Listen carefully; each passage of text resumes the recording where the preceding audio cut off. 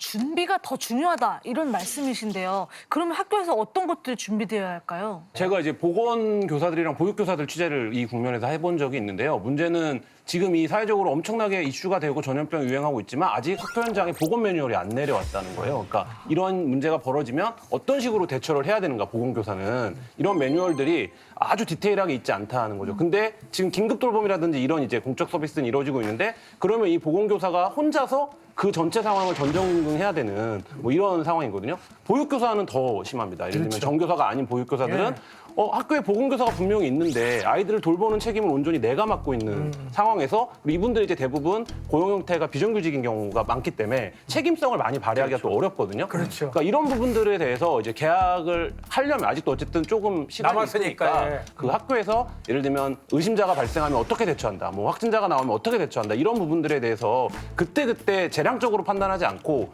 좀 할 수 있는 매뉴얼을 만들어서 보급하고 그거에 맞춰서 어쨌든 프로세스를 가져가는 거 그게 이제 중요할 것 같습니다. 매뉴얼 지금 얘기하신 부분 전적으로 동감하고요.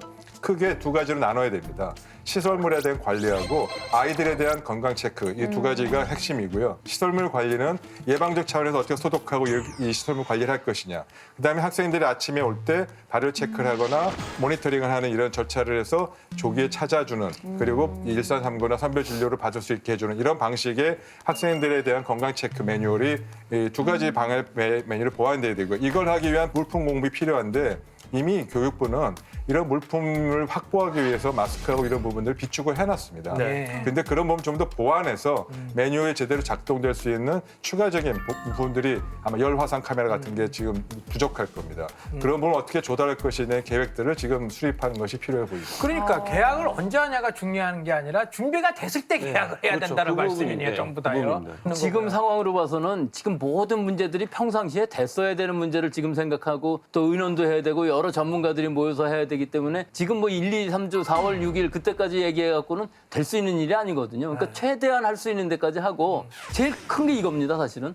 학생이 만약에 아플 때 미국 같으면 전화해서 그냥 오늘 안 간다 그러면 안 가는 걸 되는데 그렇지. 우리는 결석 처리를 하면 불이익을 받거든요. 불이익을 받지. 그러니까 꼭 예, 가죠. 이런 부분들부터 먼저 잘해야죠. 사회적인 합의가 되어야 그런 부분들이 이루어질 수가 있고 이 매뉴얼대로 가는 것도 사실은 상당히 어려운 부분들 많이 있습니다. 예. 학교에서 예를 들어서 열이 좀 났다고 그래서 무조건 보낼 수 있느냐. 예. 지금 감염병이 이렇게 왕성하게 나오고 있으니까 무조건 다 집에 가야 되는 걸로 생각하지만 평상시에는 좀 아파도 참고 다 공부해야지 이게 있었죠. 우리 다 일반적인 있었죠. 정서기 그치. 때문에 예.